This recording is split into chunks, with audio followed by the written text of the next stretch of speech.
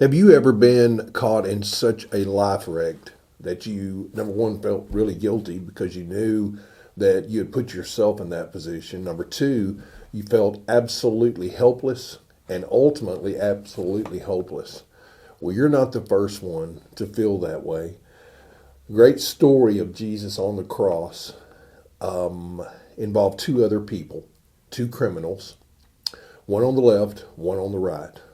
One of the criminals spoke up. If you look in the book of Luke, one of the criminals spoke up and was actually ridiculing Jesus, and the other one got on to him. Said, "Don't you realize, the situation?" We're not really sure what this man did. It probably involved theft. It could have involved even possibly murder. But regardless, he was in a helpless, hopeless, guilty mess.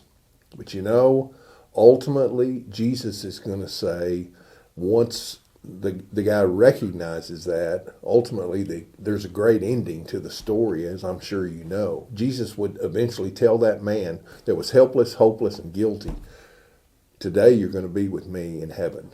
And folks, here's just what I want to talk to you off my heart today. Number one, you understand there's some things he couldn't do anything. I mean, he was absolutely helpless. He couldn't go to church. He couldn't confess to a preacher or a priest. He couldn't go to rehab. He couldn't learn more Bible. He couldn't promise to be a better man because he knew, he wasn't. And he couldn't promise that he would clean up. Here's what he noticed. Number one, he noticed that he was guilty. He knew he was guilty. He knew he was helpless. And he ultimately, the only thing he did was he changed his mind about who Jesus said he was. Jesus would die.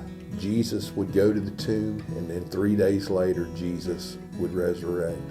Now, we don't have a chance in Scripture to know ultimately what would have happened to that man if he would have come off the cross. If for some reason, miraculous reason, they would have let that criminal come and live his life again. But what we do know is there that day, in a split second, Jesus changed his life. Here's the bottom line today. If you've never had an encounter with Jesus, I pray that you will recognize, like all of us have, that we are guilty, that we are helpless, and that ultimately we're hopeless without Jesus. And that's the bottom line.